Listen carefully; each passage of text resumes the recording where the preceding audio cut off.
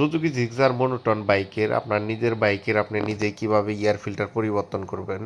আপনার সিট কাভারটা খুলে সেখানে টুল বক্সে আপনার 4 পয়েন্ট পেয়ে যাবেন। 4 পয়েন্ট দিয়ে আপনার এয়ার ফিল্টারের 4টি নাট খুলে নেবেন। 4টি নাট খুলে আপনার এয়ার ফিল্টার পুরাতনটা সরিয়ে নতুন এয়ার ফিল্টার যেভাবে পুরাতনটা বসানো ছিল ঠিক সেইভাবেই আপনার নতুনটা বসিয়ে দিবেন।